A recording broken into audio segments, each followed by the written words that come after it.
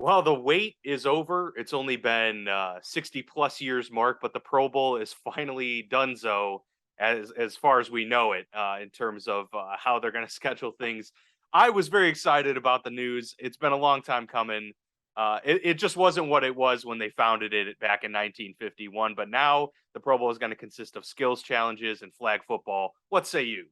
I say that as long as the retroactive Pro Bowls beforehand that counted still continue on, like Mitch Trubisky's still a Pro Bowler because of alternates not wanting to play in the game, and it whittles down to then like the eighth person who was voted, then I'm cool with it. I that was the only thing. In all seriousness, that is the thing I hate the most about the Pro Bowl in the last like decade and a half is you would get guys who get to earn the title Pro Bowler because the starters, without a doubt, the Brady's, the Mannings, those people, they're like, I'm out, I'm not doing it. And then you go to like another guy, and he's like, no, I'm actually out, I'm not going to do it.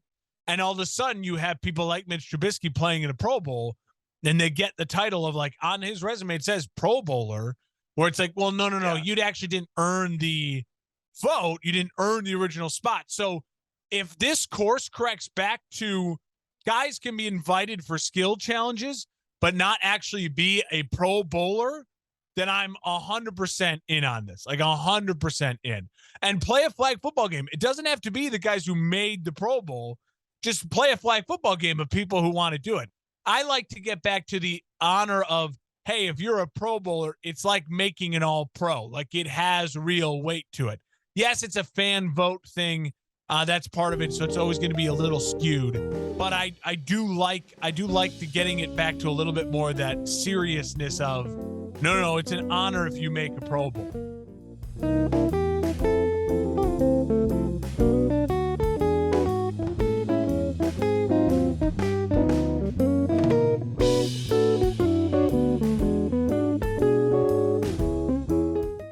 Yeah, and I mean, what every year, whoever plays in the Super Bowl, usually those two teams are going to have a significant number of Pro Bowlers. They always opt out because, of course, they got the Super Bowl, right afterwards. So they're not going Absolutely. to play in this thing. This will actually open that up a little bit, maybe for some of them to participate in some form or fashion.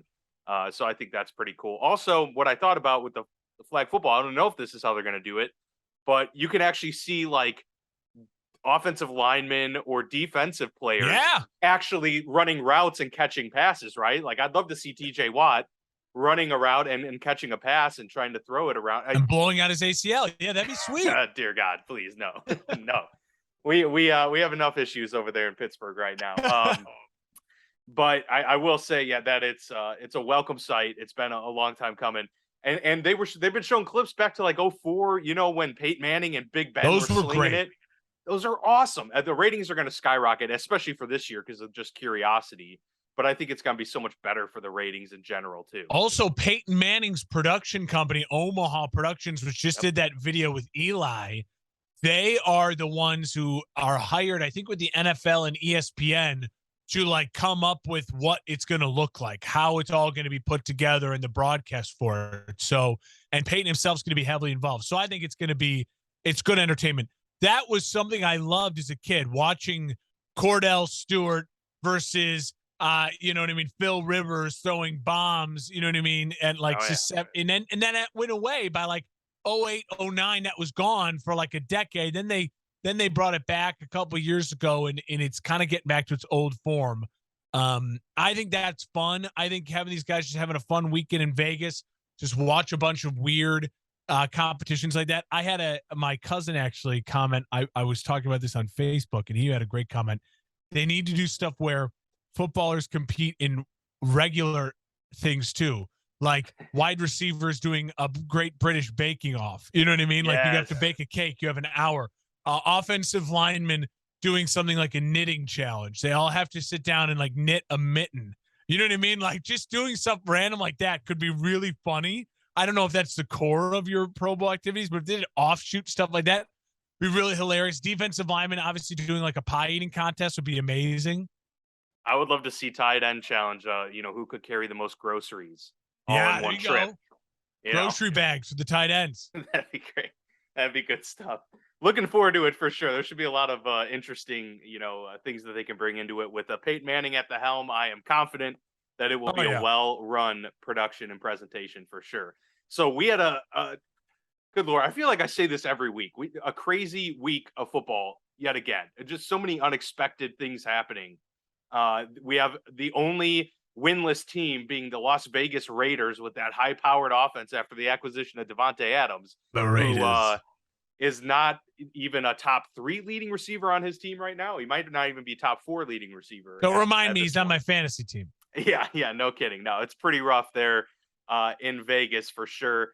I had some other interesting things as well. The Bears are 2-1 somehow. Hey, go Chicago. They're finding a way to pull out a win. But yeah, I never felt more sick in my life after a win. hey, a win's a win, right? That's kind of how I felt after the Steelers beat the Bengals in week 1, really. It was just like, that didn't feel so great. Didn't feel It's good. okay. But yeah, so we've got a lot to talk about in regards to week 3, and a lot of weird things happening within these games that didn't really have to do so much with the game, but just some other tidbits as well. So we'll get into it for sure with our week 3 recap here on the Football Lounge with Mark and Dan. Let's go. Steelers and the Browns in Cleveland, Thursday night football game. Pretty much a stinker really throughout until the second half when the Browns just ran down the Steelers' throats in this 113 yards on the ground for Nick Chubb. And, Jacoby Brissett really pretty efficient in this one, 21 of 31, 220, and a couple touchdowns to boot. No interceptions for him. Steelers fall in this one, 29-17. It's weird to say the offense actually looked better in the first half than they had all season long. And, part of it is when they run in the no huddle. That's kind of been the Steelers thing for the last 5, 6 years. When they run no huddle, they are successful, And and then Mitch they is good don't in the do it. no huddle. He is. He When is. Mitch was with the Bears, the best when Mitch was just high tempo, quick decisions, don't overthink it, no huddle. Absolutely. And he has the athleticism and the raw talent. That's when it comes out, right? Yeah. The throws off platform that are, still he has the arm strength to get it there. But we also had George Pickens make that's got to be the catch of the year because Yeah, it's one right of the now for greatest sure. catches Absolutely. I've ever seen. But yeah, Browns beat the Steelers. They are now 2-1 on the year. Great start for Cleveland, given that we were saying they just really had to go 500, try and find a way to go 500 without Deshaun Watson. They'd have a chance at making the playoffs. It looks like they're at least well on their way, given how great that run game is and a pretty good defense to boot. Listen, everyone wants to rail on Mitch and call for Kenny Pickett, but let's just be honest right now. And I think you as a Steelers fan can be honest too. I mean, you give up 23 points to Jacoby Brissett. And I know it's the final score is 29, but there's that gimme touchdown at the end. Yeah. You let Jacoby Brissett be really efficient, 2 touchdown passes. You let the Browns run 38 times, 171 yards. And I know you're missing arguably the best defensive player in football and one of the best players in football right now. And he's very highly paid. But there are other players on that defense. I mean, the Steelers' defense is the highest paid defense in the NFL, and you give up 23 points, and you just get the ball absolutely rammed down your throats. You got to be disappointed in that effort in that way. If you're the Steelers right now, you knew you were going to win games ugly, low scoring, and Mitch could hopefully make a play or two and keep you in it. I think he did that. He carried his end of the bargain in some ways, especially with a couple of the 2 or 3 big plays they had. But defensively, without Watt right now, the Steelers defense just loses its teeth. And right now, they could be in a little bit of a free fall. They just don't have an identity right now. I mean, what are they?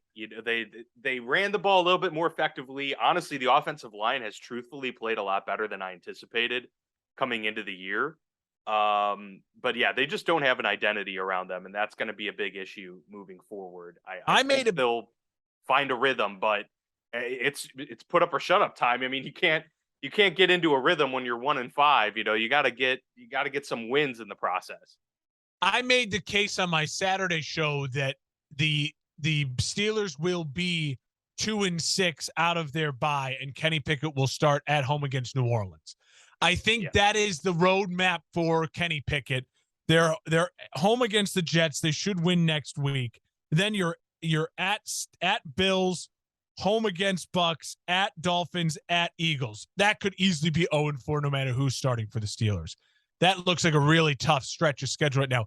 Then you get a bye, and then you have 2 home games in a row against the New Orleans and then the Bengals. So I think that's the roadmap for Kenny Pickett. Do you agree? I think it's the roadmap that they're going to go with. It's not necessarily, and I understand the reasoning behind that. But it's actually funny you bring that up, because I was kind of put a bow on it with my statement on Kenny Pickett. I personally think that he should be the starter next week at the Jets, and then moving forward.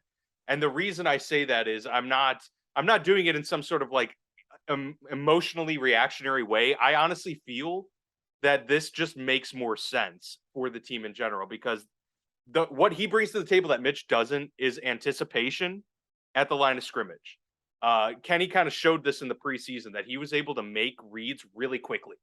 Yeah. And I used to think, at least coming into the season or even before preseason, that a mobile quarterback was going to be a big fix for this offense with a young offensive line and a Matt Canada offense. But I'm now kind of becoming to realize that it's more about just finding the open space quick in this offense. And I think Kenny is way better suited to do that.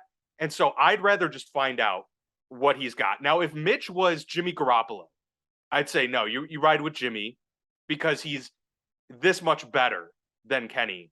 I think Kenny might be better than Mitch right now. If he's not, then probably right at the same level. Why not go with the rookie quarterback, especially one who's I get the tough competition they're facing. They're going to face the Bills and they're going to face a stretch, right?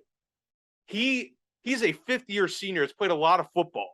I'm not as worried about him being mentally drained from this type of slate as I would a Trey Lance in his rookie year being put in this situation. That's why I think he's better suited. I'm not anti that, but I would just make the argument, if I'm Mike Tomlin and I have the trust of my ownership and I have the trust that I get. I mean, he just signed an extension. Mike Tomlin is not getting worried about getting fired no matter what happens this year, unless things go way off the rails and there's emails or horrible things happen. If I'm Mike Tomlin, I look at it and go, there's no point in me playing Pickett until TJ Watt's back playing, because my defense isn't the same. So I'm going to have to score more points. I have to be in more shootouts. I'm not doing that with the rookie. I'm not doing that with the kid. And also, I have just zero desire to watch him get destroyed by that Bills defensive front and that Bucks defensive front. 2 of the best defenses in the league are 2 of your next 3 opponents. I at least got to get through that before I put Kenny Pickett out. But, aren't you just living in your fears at that point, though? Well, yes, absolutely. But again, he has all the time in the world. He's in no rush to play Kenny Pickett because he's got stability. This isn't like Matt Rule, where it's like, I got to win games. I got to do whatever I can to win games or to show them that I'm the coach of the future. If you are Mike Tomlin, you have some of the best job security in pro sports. So sure. Why rush? If I'm Mike, I look at that and go, I know it's playing scared, but Mitch isn't some scrub. He's a professional quarterback. You can win games with Mitch. And I would just let my guys know and be like, we are doing what's best for him. Because if Mike Tomlin wants to be the head coach of the Steelers for the next 10 years, the best thing that can happen for Mike Tomlin is that Kenny Pickett becomes a real great professional quarterback. And I want to take as much risk out of him not becoming that as possible. I'm not throwing him to the wolves against the Bucks and the Bills. I'm giving him that bye week. I'm getting him 2 weeks straight of first team reps. Mentally, I would make the decision as soon as you lose that last game, go right into Kenny Pickett's our starter in 2 weeks after the bye. Get all the confidence going, all the energy going. You're 2-6. Who cares? Season's kind of lost anyways. Throw in the kid, and now you have energy going into it. I just think that, to me, if I'm a fan and if I'm Mike Tomlin, I can buy into that. Perhaps, I think that's what they're going to do. So I'll be clear about that. You love your team. You don't want to see the season get lost. I get it. Well, and I think Mike Tomlin is about winning games too. I just think that he's also a guy who has job security and, he's a little prideful to a fault sometimes as well. He's going to make sure that that it's his call. And so I think it's like, he doesn't want to capitulate. And it's like, okay, but I actually think Kenny might give you a better shot at winning games right now. They agree. should be 0-3. They should be. So Mitch hasn't won games for you yet. No, I You tend know? to agree. I tend to agree. I just think it's an interesting thing to watch because it could get ugly for the Steelers and for Mitch. If he comes out and has a great game against the Jets, that buys him at least one ugly loss against the Bills. But if it gets really ugly against the Bucs, it's going to be hard at 2-4, coming off an ugly loss, to not go to Kenny Pickett against the Dolphins and to try to get this thing righted before it gets too out of hand. And Mike Tomlin, you're right, is a prideful guy. He's never had a losing season. So maybe you do get 2 games below 500. Mike says, screw this. I ain't going. The thing I hold near and dear to my heart is I've never had a losing season. I want to make sure I accomplish that. Maybe, who knows? Yeah, we'll see. It should be interesting. The Texans, meanwhile, go on the road at the Bears. This game was a very interesting one. It seemed like it was tied forever in the second half. Just pass. What was the stat? 23 completions in 3 games for the Chicago Bears. Unreal. They do not want Justin Fields to throw the ball. They also were in the red zone 3 times, not a single pass attempt. I mean, what's going on in Chicago? Hey, they won the game 23-20.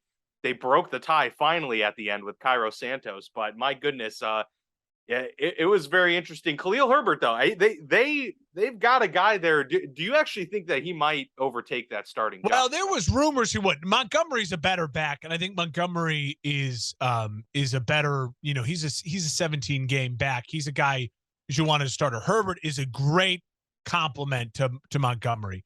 Herbert is a lot like James Robinson. I don't know if I want Herbert as my starting running back for 17 games. I think he's limited. He's a little undersized. He's not as good as in the passing game.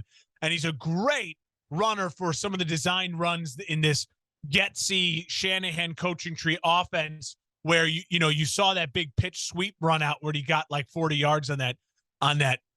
But Montgomery can make more out of nothing than Herbert. I will say, the Bears have 2 really good backs. They should run the ball a lot.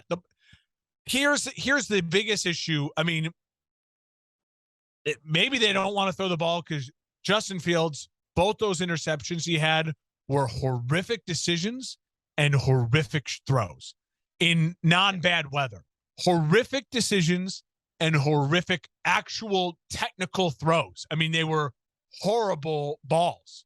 And so that is really concerning. Up until this time with Justin Fields, I don't remember a time last year where I was like, oh my God, that is a horrific overthrow into triple coverage to Darnell Mooney or anyone. Like that was, and the problem is you're starting to see what I think, and I really fear is that they are forcing it. He knows Mooney's not getting the ball.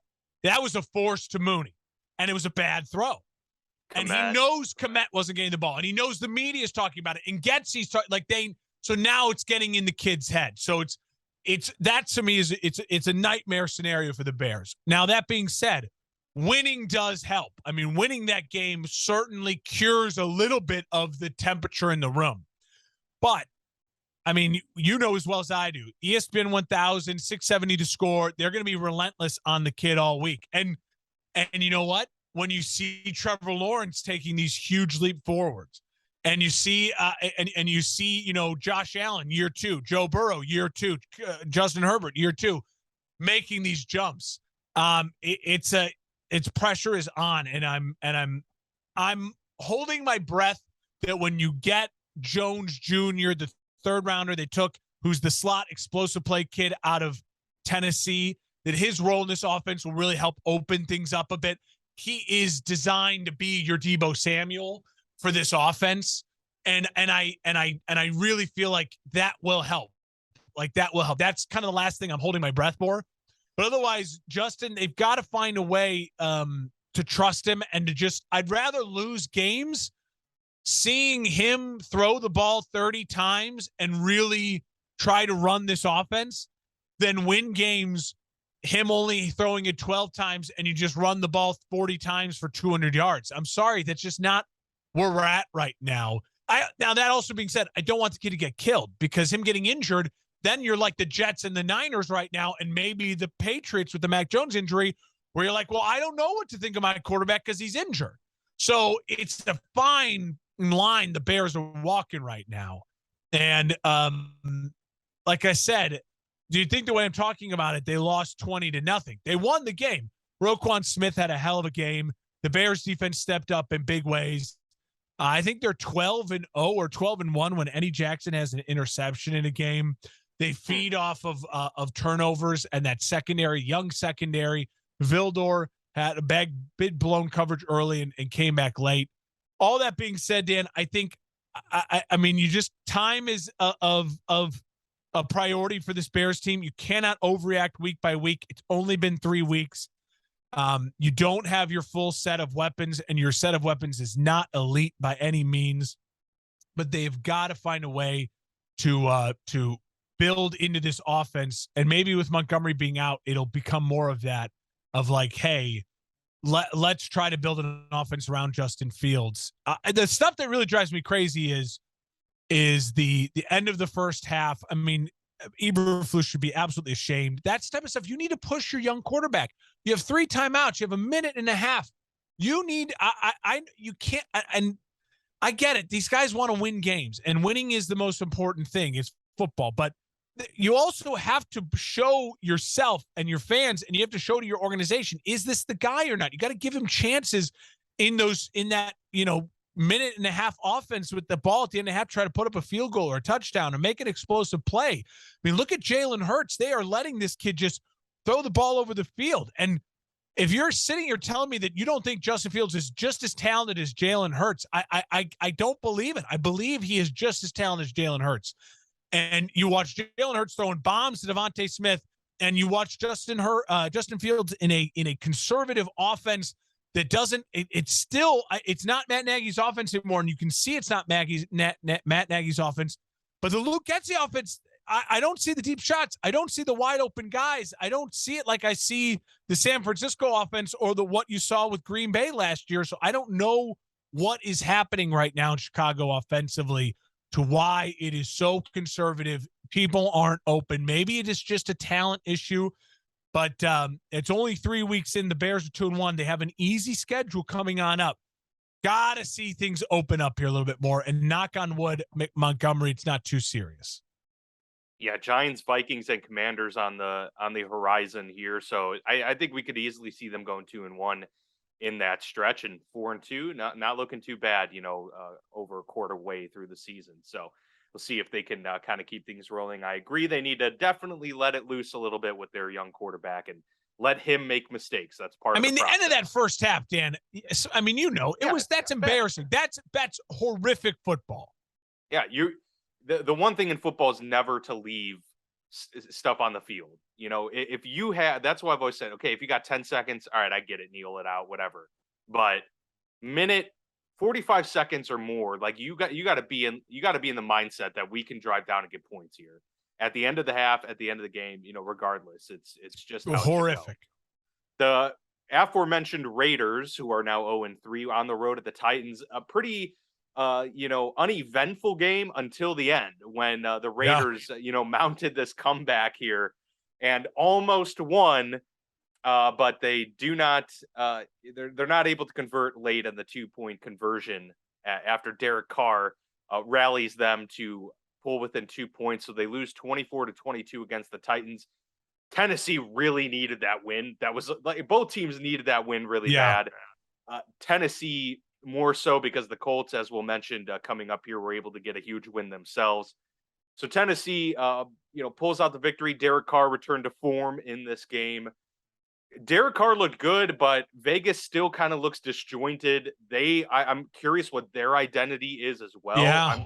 They seem a little bit more kind of like the Cardinals, which we'll talk about a little later. To me, they just seem like we're rolling out there and just like looking for like a big play here and there, but nothing really consistent. And that's why, they weren't able to really do much until the fourth quarter there. So 24-22 win for the Titans.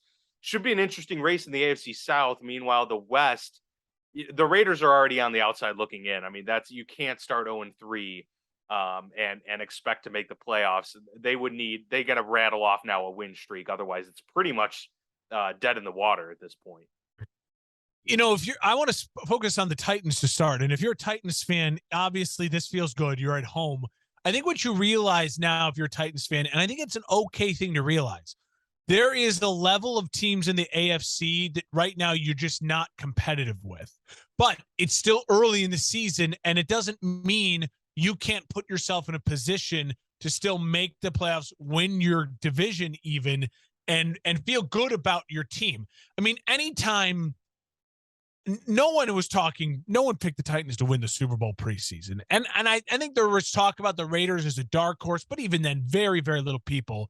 And so for the Titans fans, I think you just got to take this with a little bit of a grain of salt and feel good that you have good structure to your organization. You are really just missing that electric quarterback and then, a real great complimentary wide receiver. I mean, you traded Brown away and it just hasn't felt right. They don't feel like they have the big play capability right now to score. And if I'm a Raiders fan, I'm watching that game at the end. I love the fight of that team at the end to get back in it. But if you're watching the Raiders, you cannot tell me that they don't pass the eye test in the sense that they're just lacking talent. Like, I mean, I said it, I think last week, I'll say it again, like the last 3 drafts for the Raiders have produced pretty much no one at the top of the draft. They are missing, if you're like, it's like a college football analogy. They're missing like 3 or 4 5-star recruits. You know what I mean? They are an elite offensive tackle, an elite pass rusher, a great corner away from being, okay, now we're really, really feisty. I mean, I predicted the Raiders to miss the playoffs, to finish 4th in division. It's not shocking to me. The Titans start is a little shocking. I think they have the ability to improve week to week. The Titans feel like you have a team that, with Vrabel's the coach, they can improve week to week and stick around in this thing. And maybe, who knows, upset someone in the first round of the playoffs and have a successful season by Titan standards. For the Raiders, absolutely, at this point in time, you just got to focus on what is your identity and not pissing off Devontae Adams. You know what I mean? Keep him happy. Absolutely. Because the Raiders are a free agent destination. They are. I mean, they are now a free agent destination. So you just can't be bottom of the barrel. You've got to be able to sell that you've built something. Just find a way to end the season back around 500 if you're the Raiders at this point. Yeah, and I mean, to your point, it is the defensive issues. It's not a lack of talent offensively. Certainly, I mean, they have the tools, but they are one dimensional, and the offense is in a phase of getting used to the McDaniel system. So, I'm sure they'll improve a little bit down the road. Devontae Adams isn't going to be held as unproductive as he's been. That will improve, but the defense is that's been their Achilles heel for several years now. And it's gonna, you can't have that bad of a defense in the AFC West, let alone in the NFL when trying to make a push for the playoffs. It just can't happen. The Chiefs go on the road at the Colts. So we mentioned the Colts getting a huge, huge win right here. Massive. To instill any confidence in what Matt Ryan and the Colts could, do. Still didn't look great offensively from the Colts, but they were able to make a push late. And, Matt Ryan gets 2 touchdowns to the rookie Jelani Woods. Jonathan Taylor, not super efficient, but gets his yards on the ground. And, I think there are a couple takeaways from this. It's a 2017 win for Indianapolis. Some penalties hurt the Chiefs in this one. They probably win the game if not for a couple bad penalties late in the game. I don't think the Chiefs are, some people are maybe sounding the alarms a little bit too early because they only scored 17 points against the, lackluster Colts. I think the Colts are a much better team than we've given them credit for just because of their poor start. It's just going to happen with a brand new quarterback, especially one who's a lot older and used to doing things his own in the same system for a long time, or at least a very similar system for a long time. They're just, knocking off the rust a little bit. I think the Colts are going to be much better moving forward.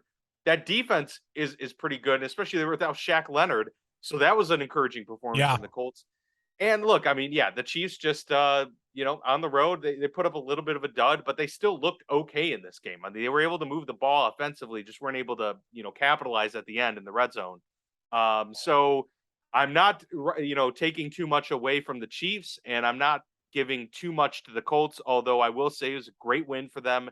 Definitely one they needed for sure against a really good team.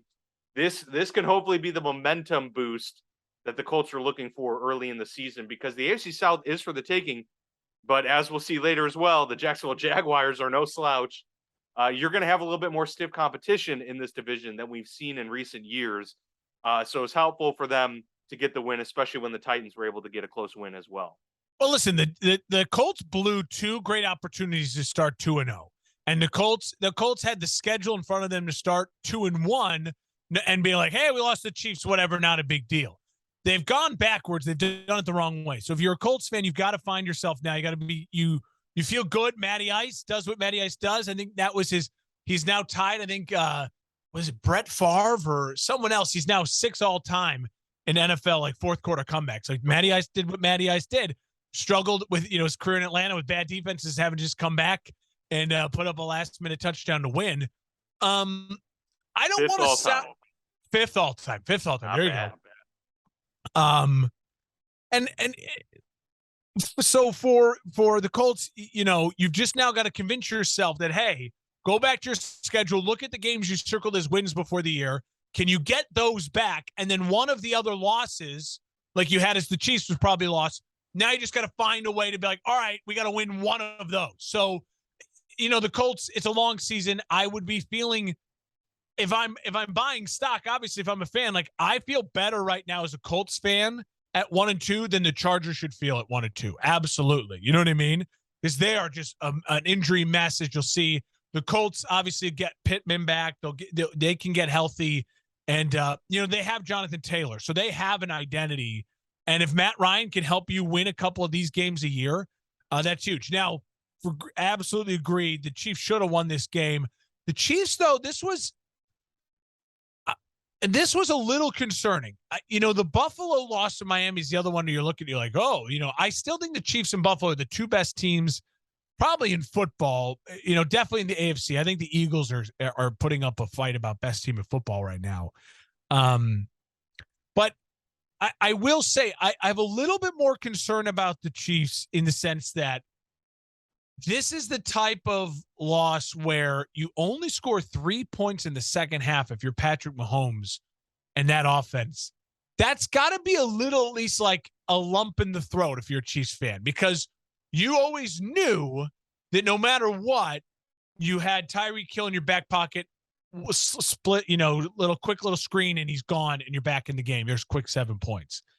And right now you got a kicker injured. You have no Tyreek Hill. And you only scored 3 points in the second half. I'm just saying, I think it's something. It's something. And I blame Matt Nagy. I think they shouldn't have brought Matt Nagy back. I think it's easy to blame Matt Nagy, and I will. I think the kicker injury definitely really hurt them in this game. Well, yeah, but that's why they still shouldn't have to settle for 3. Like, that's the point. Mm-hmm. You're Pat Mahomes of the Chiefs. You can't be putting yourselves in that position, especially when Harrison Butker's out. So I hear you on that one. The only other team, there are 2 teams right now that are undefeated, and Miami is one of them. A huge, huge win at home over the Bills. 100-degree weather. Who cares? Ken Dorsey going off on this has been a bad 2 weeks for Microsoft tablets, for iPads.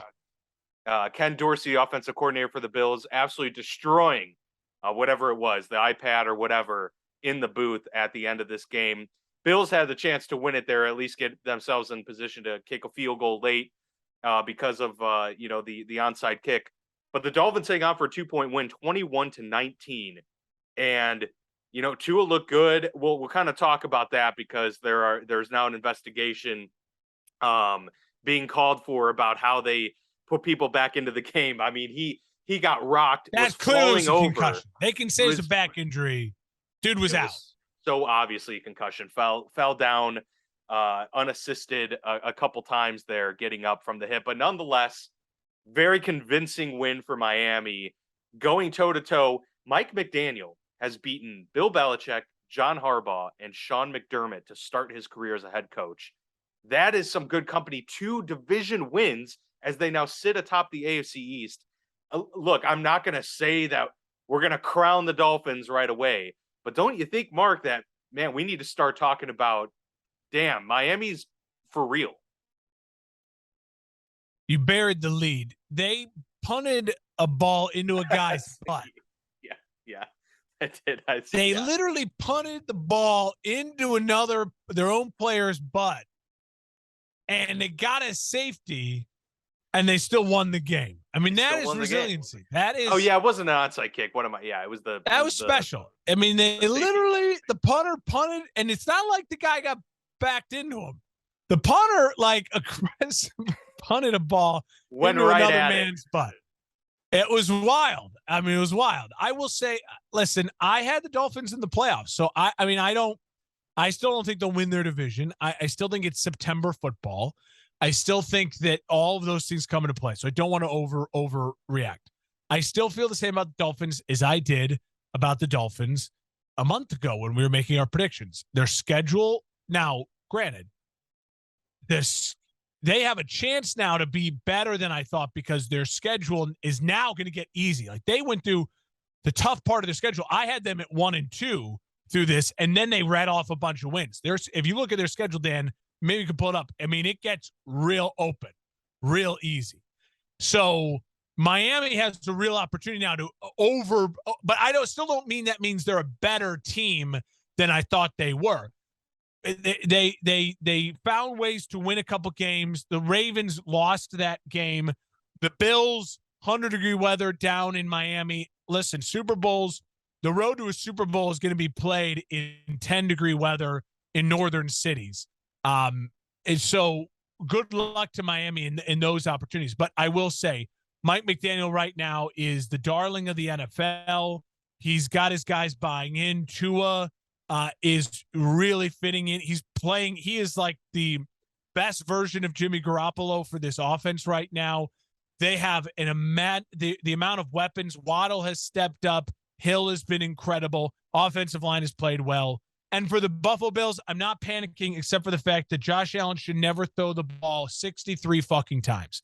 That's insane. You should lose every game that Josh Allen throws the ball 63 times. If your quarterback throws the ball 63 times, you will probably lose the game. I don't know the advanced stats on that. My gut stats are going to say you probably lost the bleeping game. No, so it's true. It's actually 50 plus is a catastrophic dip in your ability to win a game. Statistically, the only quarterback to ever defy those stats is Tom Brady. He has a higher win percentage when throwing for over 50. Let Tom cook. That's right. But yeah, to your point, the Bengals, Jets, Vikings, Steelers, Lions, Bears. That's the next 6 games for Miami. That's a pretty favorable slate. Bengals next on Thursday Night Football. This upcoming week, a short week here. Bengals obviously chomping at the bit to try and get another win here. Guess the line. Guess the line. I have it here. I'm going to guess it's Miami minus 4. No. Bengals minus 3.5 at home. What? No way, short man. Week on the road. I'm taking Miami all day on You're that getting one. a 3-0 underdog. That's crazy. No way. If the Bengals were favored just because they're at home, I'd say like 1.5 or something. But 3.5, come on. That's an early one to bet right there. That's instantly the best bet for me of the week. See, I love the Bengals. I might take the Bengals 3.5. I love that. Oh man, dude, Miami money line all day, one's talking baby. about the Bengals. The Bengals had a quiet win against the Jets. Sure, we'll talk about it. Everyone's high on Miami. Watch the Miami money flood it and get that line to come closer. I might take the Bengals. I mean, if I can get the Bengals at plus money, let the market flood. I love the Bengals to win that game. Interesting. All right. Well, yeah, we definitely differ on that one. I would take the Miami in this game, although I will say 5 or 6 of the last 7 games really tough down the stretch. So, and they don't get many at home. They're on the road a lot at the end. So to your point, they're going to be in cold weather, New England, Buffalo, late in the season. So tough ones for Miami to pull out. But hey, they've already had some stiff competition and been able to surprise us. The game that I think, before the season definitely wouldn't have said was a highly anticipated one to watch, but the Vikings and Lions Yeah. had a lot of eyeballs on it this week. Minnesota, despite it not being very high scoring early on, it turned out in the second half to be really interesting. But Minnesota comes away with the win 28-24. Jared Goff in the passing offense here. I mean, he throws 41 times. That's not a recipe for success, especially with Jared Goff. But they had been a high flying offense coming into this game. Minnesota really leaned into the run game, despite Dalvin Cook getting injured in this one. He might miss some time, a few weeks. So that's going to be something Did to Swift look get at. injured too? Swift also did get injured, and I heard that Dan Campbell today said that it might benefit Swift to sit a couple weeks out Yeah. ahead of their bye. So it might be the Jamal Williams show, but Jamal Williams has been looking good in this offense as well. And they got other pieces. Amon-Ra St. Brown's been dominant. Justin Jefferson has yet to really have that eye-popping game that we expect, but Minnesota continues to win. They're 2-1. The Lions 1-2. I came away lukewarm on this one, not feeling super great about the Vikings, to be honest with you. And feeling okay about the Lions. To me, what we were talking about before the season in our NFC preseason rankings was that the Lions were going to be good this year, just not good enough to, make enough push for like the playoffs. Although I know you had them. Did you have one second in the NFC North? No, I have third? them third in the NFC North. Okay. Better And record than Minnesota. Yeah. But so I love Dan Campbell saying he made a mistake, should have gone for it 4th and 4. I love that he admitted that to his locker room. I think that is I think that's a mentality that right now the Lions need to keep having. Accountability. Listen, 2 missed field goals. The Lions left a lot of points out there. I thought the Lions were the better team for most of the game on the road. I still feel good about my Lions. Like if I'm a Vikings fan, you squeak out the win, you obviously are excited. Kirk looked good in the second half. But I think I think the Lions here, like I felt before the season, I think the Lions were the better team for most of this game, and they had it. They just missed field goal early, missed field goal late. The downs after the 10-play drive. I like the aggressiveness from the Lions. I think you just got to keep that going, and it plays into who you are and the atmosphere that they're building in Detroit. And for Minnesota, 2-1, tied with the Bears and the Packers atop the North. I think they've got to feel good because they obviously got the best of the Packers already. They're 2-0 in division, but it's a long season. I think, like I predicted, I'm not totally buying in to the Vikings yet, because in order to win big, you got to win in prime time, and we all know that that's you got to see it to believe it with Kirk. Yeah, they have left more to be desired for sure. I'm still not entirely sold on the offense just yet, despite my expectations coming into the year. Meanwhile, the Lions are just gonna be what the Dan Campbell Lions are, a tough out week in and week out. Ravens go on the road to New England and eke out a big win, I'd say, especially to rebound from last week after losing such a tough one to Miami. They come back here, 37-26 victory. They're now 2-1 on the season as well. Lamar Jackson lighting it up. He is remarkable so far this year. Over 700 passing yards, 200, almost 250 rushing yards as well. The guy is already the front runner for MVP. Yes, absolutely. Should be no surprise. But he is absolutely dominant, and he's a big reason that they win this game. Meanwhile, Mac Jones gets hurt. It is looking like a high ankle sprain from what I understand, which is going to be several weeks now for Mac Jones. That might be the nail in the coffin there for New England. They're 1-2 right now. Wins are going to be really tough to come by down the road. They don't have the easiest schedule moving forward. People forget New England made the playoffs last year, so yeah, their schedule is tougher. They got the Packers next. That's probably a loss right there. They have the Lions, which maybe they can win just based on how they play defense. But it's the Browns after that. That's a tough game, matchup wise. And then it's the Bears, okay, but I think the Bears could easily win that game now without Mac Jones. And then it's the Jets, Colts, Jets, So there's some easy ones in there, but I don't see them stacking really throughout, and it's going to be tough for them moving forward without Mac Jones. Hopefully, he comes back sooner rather than later. I mean, Mac had the 3 interceptions before he got injured. I mean, he was not having a great day. Part of that is Baltimore's defense. I think they took it personally, the loss Well, and they're last week. really good too. Like I think that was the thing too, is that we were thinking after the Miami game, it's like, oh, Baltimore's defense really, they're not all they're cracked up to be. They still got dudes. I mean, they got Queen, they have Humphrey, Peters, like, Yeah. and that rookie Kyle Hamilton coming up with a big fumble, after a big run after the catch in this one that proved to be the game sealer. So yeah, huge performances on the horizon there for the Ravens defense. Didn't mean to cut you off, but I had to say that. No, Dan, I think for me, if I'm like, I left this game thinking like, okay, I obviously hate that Mac Jones gets injured because again, you don't want quarterbacks to be injured. You want to see what these guys are like. But I mean, the only person who's even Lamar Jackson and Jalen Hurts right now are coin flip for the MVP. They both, I would say, deserve it. And they're both doing things right now that seem like this is maybe where the future of the position is really, really going. I mean, these guys are I don't know if I don't know if they're going to still be playing quarterback for their team 6 years from now, because I don't know how the body holds up playing the way they do. But all I know is right now, they are almost unstoppable. Like when they're on and their game plans are working, they are almost unstoppable, Hurts and Lamar. And it is fun to watch.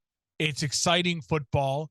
And Lamar bet on himself, and I just keep knocking on all the wood that he stays healthy and we get to keep watching this thing go. I felt good about Baltimore. I had them second in that division, making the playoffs. And so I'm feeling good about Baltimore right now. I think right now Baltimore definitely feels to me like the favorite to win the North, even over the Bengals. The Bengals just still so shaky, even though they, getting a win felt good for them. I think the Miami loss is more of an aberration. This is more who this Ravens team is. They could take the ball away. Maybe they'll give up some points, but it's going to be hard for you to score with them. And the crazy thing is, Dan, Kyler Murray's got all these weapons. Jalen Hurts has now got all these weapons. Brown, Smith, Goddard. Who is Mark Andrews and who? I don't know. Rashad Bateman's a pretty talented guy. He's in his second year. He's coming together. And they have a good run game. J.K. Dobbins is back now, and he's obviously a difference maker. But I agree. I mean, Lamar puts the team on his back much more than some of those other guys because they can lean into it. But I was actually going to comment on that because while I don't want to take anything away from the individual talent of these quarterbacks because they're all super talented and phenomenal. What is a common thread between the success of these young quarterbacks early in their career and their teams? They have surrounded them with pieces to help them flourish. Kyler had been given a lot. Justin Herbert has been given a lot. Joe Burrow, you've got obviously Lamar and Jalen, who are the young quarterbacks that are struggling. Daniel Jones, no one around him. Justin Fields, no one around him. I mean, so it's not just about having the talent. Sometimes things are too much to overcome when you don't have guys around you. Trevor Lawrence, now we're seeing the jump, and I think a lot of that has to do more with Doug Peterson than anything else. But they go and get him guys. They go and get him guys, and they got ETN and James Robinson's there. Like, he's got weapons. So I think that's a big part of it. And what the Bears need to prioritize going into this offseason is get him dudes, because that can really help a young quarterback. When he makes a mistake, they can bail him out sometimes, and it's not always the end of the world, and it doesn't turn into a pick every time because they can help bail him out. The Bengals on the road at the Jets, Mark, since he gets a win that I think was expected, 27-12. The high-flying Jets were brought down to earth a little bit in this one. Joe Flacco, though, once again, man, what was it last week or the week before where he threw 56 times? He throws 52 this week. You're like, good God. Working that arm. Who expected this type of they're like, oh, our starting quarterback goes down. We have to return to the old Joe Flacco this is our ticket 50 times a game. Let's go. We're going to air it out now. It just You makes would no expect sense. the opposite. It is just bizarre. It was working to an extent, so I kind of get it. But yeah, the Bengals come away with their first win of the season. It wasn't the easiest. They started out hot, but really kind of fizzled in the second half. But their defense was able to hold up and get the win. So look, I mean, the Bengals needed the win. I'm not taking a lot away from it. It's kind of one of those wins where you're like, I still don't feel great. But a win's a win. They need this to kind of, springboard themselves and do a little bit of a win streak here. But, to get Joe Burrow back in sync a little bit, get Jamar Chase involved, and he had a big game despite being quiet early on. So all in all, and they had that touchdown to T. Higgins taken away. So Joe Burrow, probably would have had a little bit better stats. Oh no, they scored a touchdown through the air after that. Never mind. But yeah, nonetheless, 3 touchdowns, no picks for Burrow and company. That's the kind of game you wanted to see from the Bengals in terms of efficiency moving forward. The only stat that mattered to me was they only gave up 2 sacks. That's huge. I mean, you can win games if you're only giving up 2 sacks a game, not upright 7 and 8 like they were doing in the previous week. So that's big for the Bengals and for the Jets. Now, I do appreciate them kind of struggling offensively like this because it does quell. I don't think there was any sort of real momentum to it. But I mean, Flacco was somehow 2-1 and winning games. They were, you'd say, well, maybe you give the kid a little bit more time to rest. But it's time to see what Zach Wilson has to offer in his second year in this offense. Time to get him back out there, excited for it.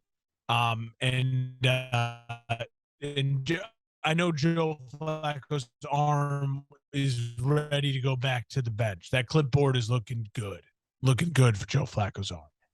It is. Did you lose me? Absolutely. I think I lost you for a brief second, but we caught your whole stream of conscious thing. Okay. So okay. Good. Your message was received for sure.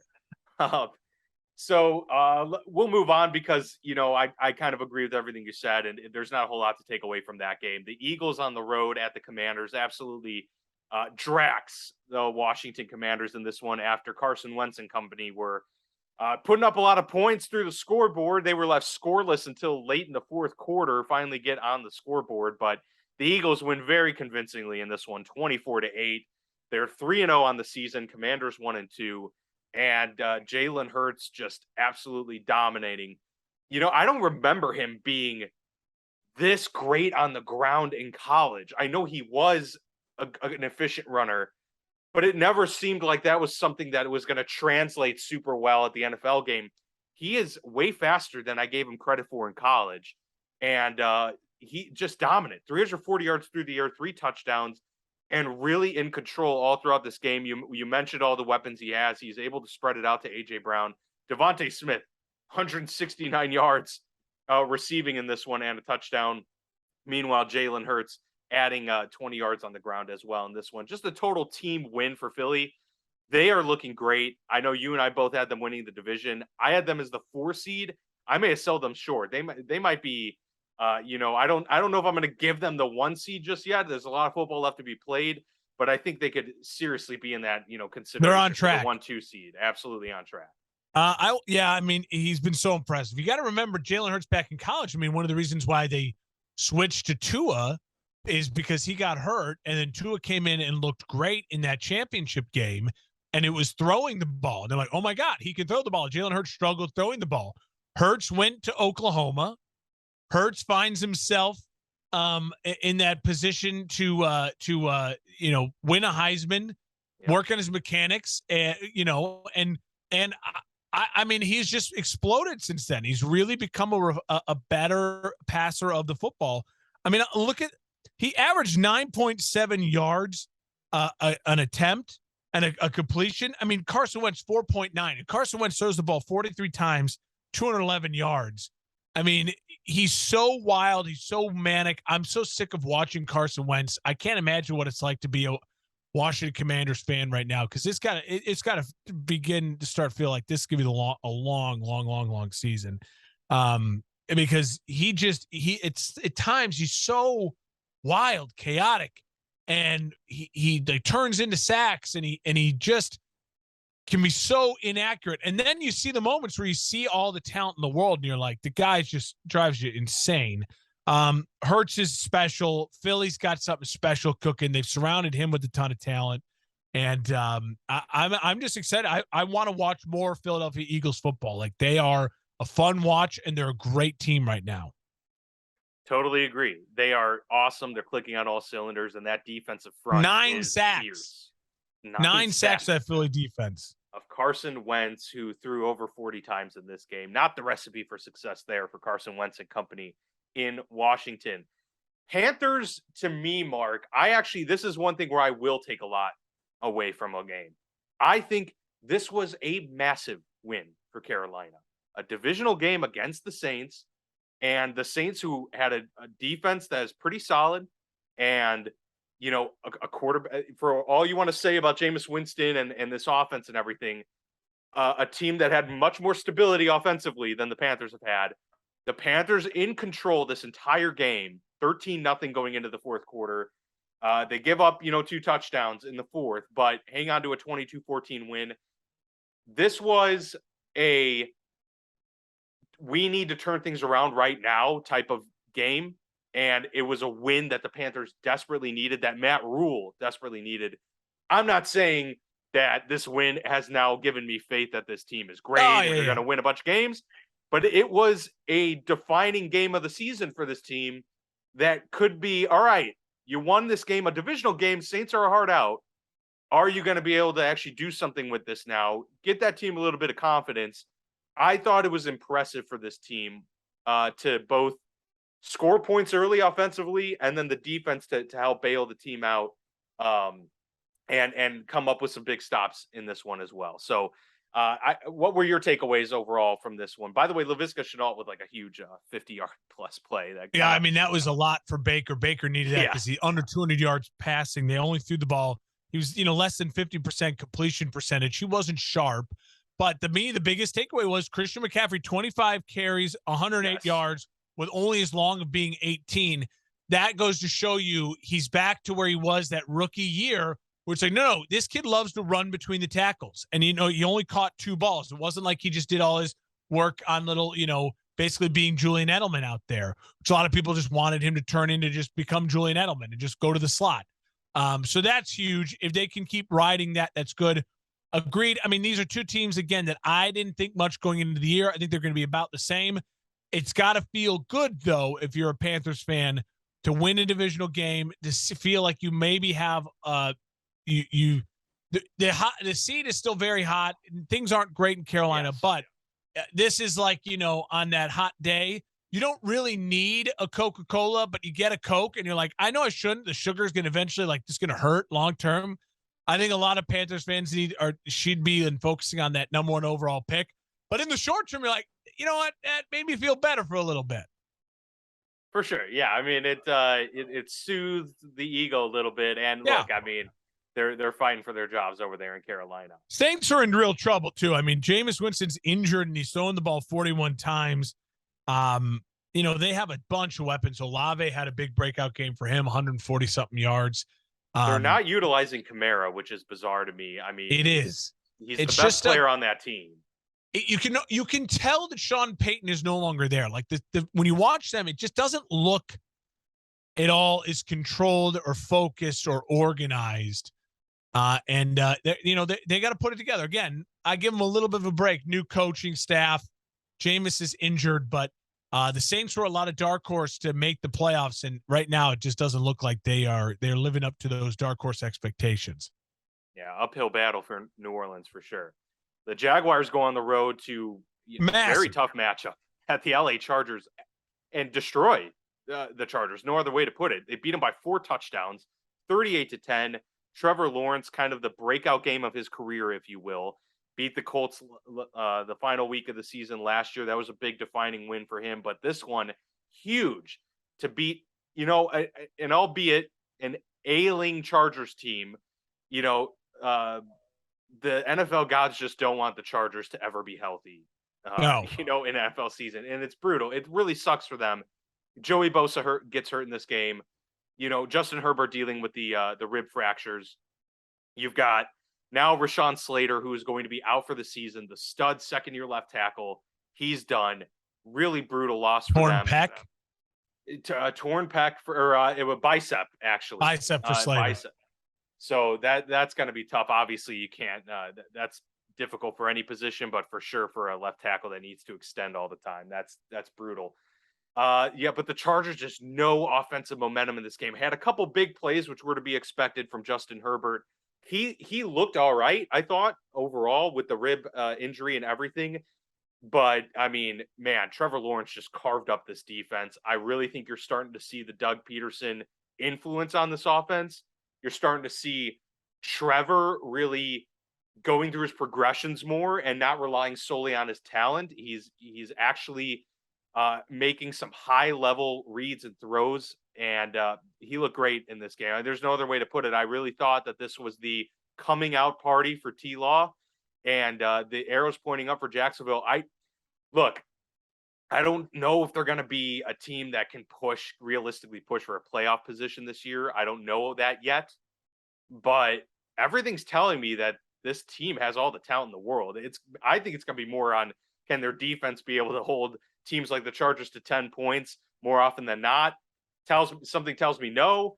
But Jacksonville's going to be able to put up a lot of points on a lot of teams this year. They got to get some good breaks. This was a great break for them. They caught a better team on the road in their lowest moment. Stars injured out. The quarterback injured. I mean, and that again, that makes me so frustrated. Justin Herbert is dealing with cracked ribs. We all know he's hurting. Throw the ball 40 plus times. I get it. Austin Eckler had a lot of receptions, but you only run Austin Eckler 4 times. The game plan was just bad. And it's never like they were out of it. I mean, this game was only 16-7 at half. It's not like you're, oh my God, desperation mode. We got to come on out. We got to sling this rock a million times, get back into it. You get a field goal to start the second half, and credit to Jacksonville. You got to feel the pressure, right? The Chargers come out 10-play drive, 16-10, and you got to think to yourself, oh crap, here we go. And what do? You rifle off the five-play touchdown drive. It's the James Robinson 50-yard run. And after that, you get a punt, you get a touchdown, you get them to go and go on fourth down, and they give up the ball, then you get a touchdown. I mean, 3 straight touchdown drives for you to then kneel to end the game to win it. That's not the Jacksonville Jaguars. I mean, that is like what New England did to you in the day. Like, so that is huge. I mean, that alone to show that a young team with a new coach and a second-year quarterback can do that just to a team that's better than them on the road is massive. That has got to feel great. I would kill to feel that way as a Bears fan, that my team could come out 3 straight touchdown drives of 5-play, 10-play, 10-play, kneel down, win the game on the road with my quarterback in the last 2 games, throwing 5 touchdowns, no picks. It's got to feel great right now if you're in Jacksonville. Duval. And for the Chargers, listen, I mean, you're now your back's against the wall. Adversity. The Chiefs lost. That's good. Broncos look terrible in a win. Raiders lost. That's good. So you take a breath. I think things will be okay. You've just got to find a way now to deal with these injuries and still win games. Like, you cannot write off this season. Any season where Justin Herbert, you're not paying him $300 million, you've got to find a way to make the most of those seasons. And that is painful right now if you're a Chargers fan, because the pocketbooks are about to get emptied for this kid, and they should. But it's harder to win when you empty the pocketbooks for your quarterback. Philly knows that. They're all in right now.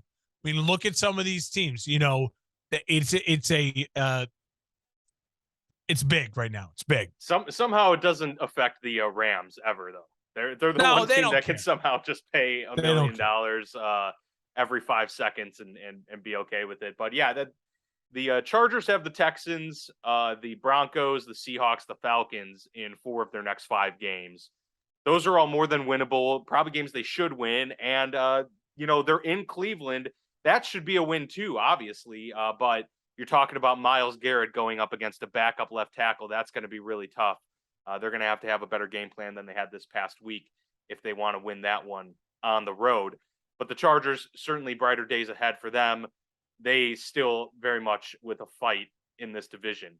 Speaking of the Rams, they go on the road to the Cardinals in a big NFC West tilt and get a win on the road, 20-12 over the Cardinals. This was kind of a sloppy game. I thought the Rams, though, looked measured and kind of in control. They were able to do a lot of things they wanted to do. Yeah. I mentioned earlier, the Cardinals look out of sync, look like they're just kind of running around, slinging it. This was a big Marquise Hollywood Brown game where it's just throw it to Marquise Brown and we'll make stuff happen. I just don't see what the identity is for this team. You know, James Brown kind of a little bit banged up in this one, but I don't know what their formula is and if it's going to work all the time. You can't really just be in this thing where at the very end we need heroics from Kyler Murray to just do something crazy and win the game. They haven't been able to sustain so far this season from drive to drive, and that's concerning. You score 12 points at home and your quarterback throws the ball 58 times. I mean, what are you doing? Yeah. And listen, if you're the Rams, I don't care maybe how sloppy you look at times. You won a divisional game on the road. I mean, you take that 99.999 times out of 100. I don't care how sloppy you look. And it did times look a little sloppy, but you know, they had a more defined game plan and the Cardinals made it easy for them. I mean, the Cardinals didn't challenge them at all. They just stepped back, they played right into the Rams' hands. The Rams want to run after the quarterback. They don't want to defend the run. The Rams don't want to defend the run. There are a bunch of veterans on that team who don't want to play run defense. And the Cardinals just lean into them. Great win for the Rams on the road. It's getting overshadowed by a lot of the losses, the big losses for the Bills, for the Chiefs. This was a big win for the Rams. I mean, you're 2-1. You win on the road. You get the win in division. The Niners look like poop on Sunday Night Football. The Seahawks lose at home. Things are feeling good if you're a Rams fan after that loss, that embarrassing loss to Buffalo. No question. Absolutely. Totally agree. Falcons go on the road to the Seahawks. Can't imagine we're going to spend too much time on this game, although it was a little entertaining at the end there. You kept waiting for the Seahawks to make that final drive to get over the top, but the Falcons able to stave off Seattle. 27-23 victory there. Kyle Pitts finally getting involved after being pretty much non-existent from the game plan the first couple of games of the season. So yeah, I don't honestly have many takeaways from this game. I think it was two fairly poor teams that were understandably back and forth for much of the game. And 20-17 Seahawks lead at the half, and they end up relinquishing it just barely to the Falcons in the second half. Entertaining game if you're watching it just because it's back and forth. But I think the reason the Falcons won this game is they just have, to me, more of an identity. I mean, they ran the ball with Cordell Patterson. They kept the ball out of Mariota's hands. They got it into their playmakers. And, for the Seahawks, at times they just, you wonder, what are you doing? Again, it's one of those, it's a win for Atlanta. It's a loss for Seattle, but they both wish they kind of lost the game because these are teams now absolutely, focusing on what is Roger Goodell going to say with the first pick in the NFL draft. I mean, that's where you got to be thinking. Seahawks already won their Super Bowl. They beat Russell Wilson. So we'll see. It's going to be long seasons for both these teams. But right now, I almost feel like Atlanta is scrappy good. Like Atlanta may not be in the number one overall pick conversation. Like I feel like could upset some people. I'm not saying they're going to win 5-6 games, but Atlanta getting to four wins wouldn't shock me. Oh no, not at all. I'm totally on board with that. Seattle getting to 4 wins might shock me. Yes, I'd agree with that one. Desmond Ridder. I mean, if he ends up being a solid quarterback too, I mean, the Falcons team could be closer to winning. Yeah, when do you give him a chance? I don't know. I mean, Mariota looked. Yeah, he's looking all right. He's looking all right, and I think they need that mobility that he brings right now, and he's clearly got the support of the locker room. I think you ride it out for quite a while, and maybe towards the last 5-6 games of the season, you rolled Ridder out there when the season's kind of lost at that point, and just see what you have. But for right now, they're probably sticking with Mariota. A snooze fest though. The Packers at the Buccaneers. Fun. Where's the offense? What are we doing? It's 14-12. Green Bay somehow just barely pulls out a victory in this one. So I'm sure Aaron Rodgers is really happy. We just a weird game. I mean, the defenses obviously were kind of the story of this one, but it was the Packers were in control early. You know, they had that 14-3 lead at the half, but then don't score the rest of the game. And, you know, Tom Brady and company are waiting for that drive at the end of the game for them to put the dagger in and just break the hearts of Green Bay fans. But, you know, the Packers ending up with the 2-point win. It was just kind of a sloppy game, not great offense from either team. Tom Brady throwing it 42 times, and this is one of those, where he lost for throwing that many times. But I just don't know. Both these teams seemed a little bit lost offensively, and Green Bay was probably the beneficiary of a really injury riddled Bucks team. Yeah, Probably. absolutely. That you nailed it there at the end. I mean, obviously, if you're a Packers fan, you love the win. You love getting the win on the road, and it's always tough to win on the road. A lot of expectations go in this game, but no Julio, no Mike Evans, because Mike Evans with the suspension. The Bucks are down to their third string right tackle, and the fact that the Bucks were in this game and had a chance to win, I think Tom Brady leaves it, and I think he likes losing this game in a weird way. He can go to the locker room. He can be harder on the guys this week. Hey, we lost the game. Stop. You know what I mean? Stop thinking we're 2-0. Well, we're undefeated season's dead. We can be beat at home. That's embarrassing. You can give all the rah-rah type stuff that Tom Brady loves to do to get his guys motivated. I still think in the end, I think the Bucks, when healthy, are the better team right now. And I think, the Bucks will get guys back. Jensen will come back at some point in time this season. You're going to get, obviously, Mike Evans back, Julio Jones. I think Cole Beasley will end up being a really great addition for this Bucks team throughout the year as well. I think it was a lot to add him just this week and to get him in a uniform and to play to make any sort of real impact. And for the Packers, I got to be a little critical of Aaron Rodgers here. Dude, you only score 14 points. You don't have injuries at wide receiver. Those are your guys. Like, that's your crew. The crew that you started the season with, that you've played the first 2 games with, they were all there. I mean, Tom Brady had the excuses of, like, I'm throwing a Cole bleeping Beasley. He just got here. And I still have yet to see Aaron Rodgers make a legitimate great connection and start to build a relationship with any of the young wide receivers that the Green Bay brought in for him. And he seems like he just doesn't care to even try to. And I mean, I think it's only going to hurt them in the long run. The Packers have an easier schedule. At times they can beat up on some bad teams. They're going to get lucky getting the Patriots here now without Mac Jones. They'll get that win in Foxborough against Brian Hoyer. Packers will be sitting pretty, end up being 6-1 or something like that. And people are going to be all riding high in the Packers. But I think there's a lot of things already I'm seeing for the Packers that doesn't make me comfortable thinking they're going to win games in January. Yeah, I agree. I mean, I'm not really inspired by the play of either team, but it's hard to judge Tampa, as you point out, just with all the injuries. But yeah, this is kind of, it's not the same Packers that we're used to, but at the same time, it just feels like the script is similar in terms of not able to necessarily completely pull away in the close games against good competition. Yeah. They can dominate against, lesser opponents, but when it comes to, a slugfest, are they prepared for it? Now, look, they won this game and you'll take that win, but they're going to have some better performances offensively down the stretch.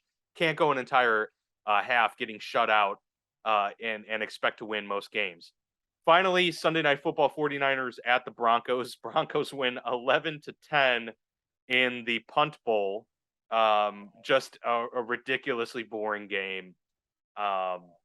Although, hey, Russell Wilson called it a terrific game. So, yeah, that's an interesting way to put it there, Russ. I'm not sure that that's the adjective I would have used to describe that. But how's this? Denver's the first team since 2016. So it's been 6 full seasons to punt 10 plus times and win the game. And that was the Broncos back in 2016 that beat the Jags. So in rare company on that one. But yeah, it was a show of the punters in this game for sure. 49ers did not look good with Jimmy G at the helm there. And good Lord, this Broncos offense is just brutal, man. They just can't sustain drives. Yeah. It's bizarre, man. They have so many weapons, and Russ just seems completely out of sync with his guys right now. I will say, I mean, they did credit where it's due. They won the game in late in the fourth quarter. I mean, they put together the 10-play, 80-yard touchdown drive when they absolutely needed it. Defense comes out, gets the interception. I mean, like, they did enough to win that game.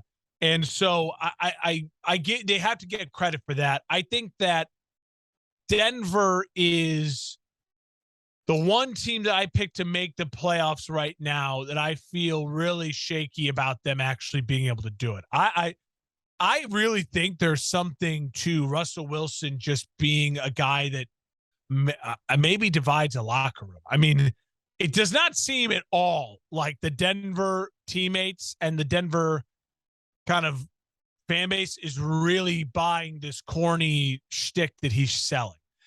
The whole, like, him trying to get his guys on the sideline to call run pass. I mean, I think you saw that it went viral. Yeah.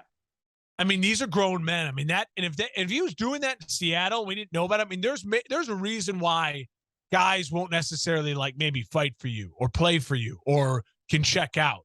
It's just trying too hard. It comes across as phony at that point. It seems very phony. And for him to say, hey, this was a great game. I mean, that's again, like, if I'm his teammate, I'm like, what the fuck are you talking about, dude? Like, seriously, we played like shit. Like, we barely won that game at home. And I will say, on the Niners half, hard to win in Denver. I want to defend Jimmy G a bit. Apparently, the dude didn't even get a playbook. Now, he knows the playbook, but they didn't give him one all off season because they didn't want the whole, he might be getting traded to Seattle. Like, there was some legitimate, I think you got to give him another week or two. He's got the whole season. He's the starter now. So there's no going to someone else. I haven't looked ahead of their schedule, but I do think the Niners, like, he'll be okay. This loss wasn't, it's not like he threw 7 picks and was embarrassing himself. I mean, the stepping out of bounds is not great, and he wasn't accurate, but I'm not ready to write off Jimmy G and this Niners team completely yet.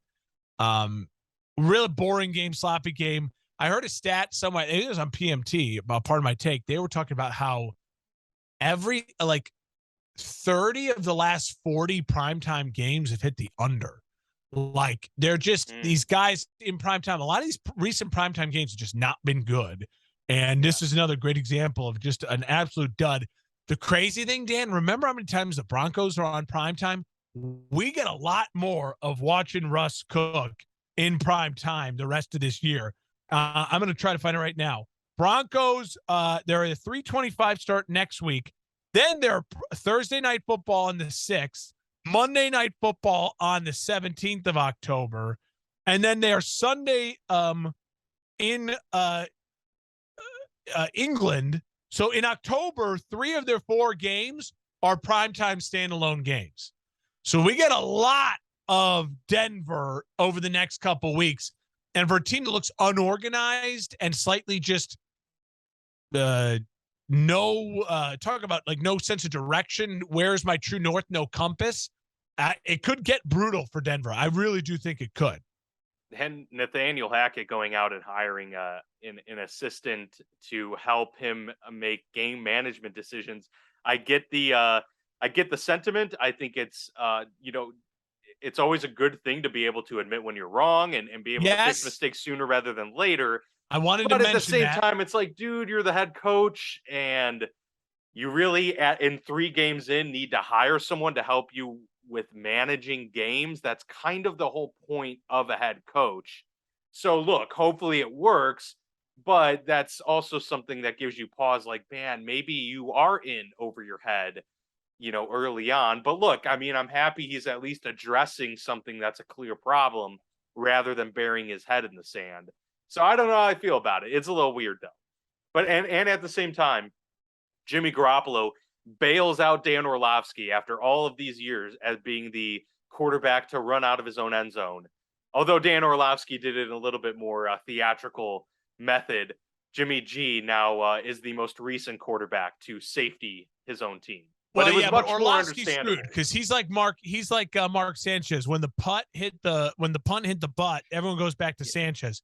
Orlovsky will always be, anytime a quarterback steps out of bounds, he's the guy they're going to go to. They're not going to go to Jimmy G. And Orlovsky, I mean, Jimmy G stepped.